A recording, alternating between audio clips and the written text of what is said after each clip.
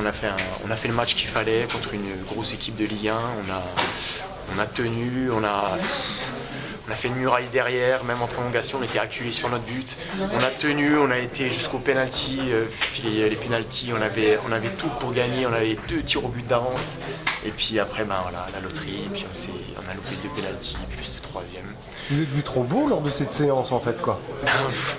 C'est pas qu'on s'est vu trop beau, on s'est vu, on avait la qualification, voilà, 1 tir au but près.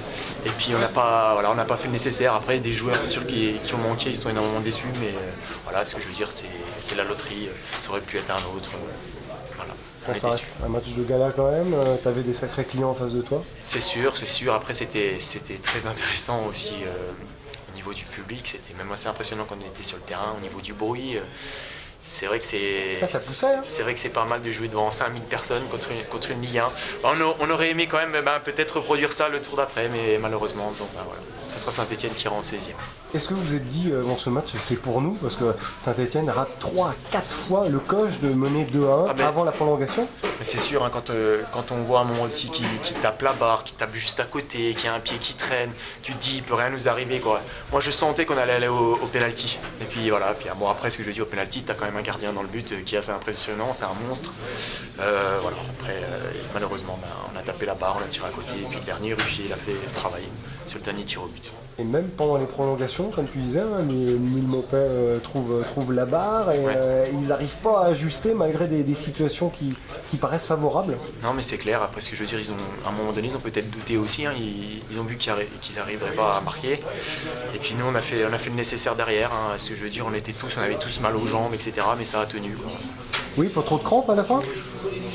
Des crampes non, mais beaucoup de douleurs musculaires, oui. Donc on verra bien demain matin au réveil, quoi. Mais c'est vrai que je pense que ça va être compliqué. Romain Lambert fait le boulot dans les buts aussi, hein, il a préservé le suspense. Tout à fait, comme d'habitude, hein, de toute façon Romain, heureusement qu'il est là, hein, il fait toujours le travail, il fait toujours le nécessaire.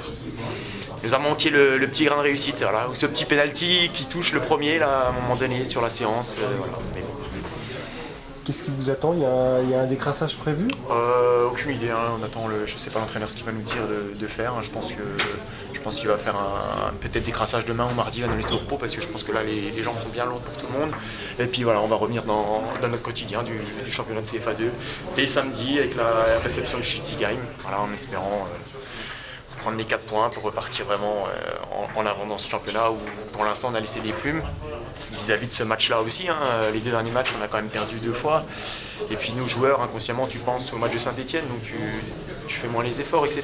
Donc c'est un peu plus compliqué. Mais voilà, maintenant ce que je veux dire, on est éliminé et puis voilà, on va tout faire pour gagner tous les matchs qui viennent, pour essayer d'accrocher une des 2 premières places, voilà, pour monter en CFA qui reste l'objectif prioritaire du club.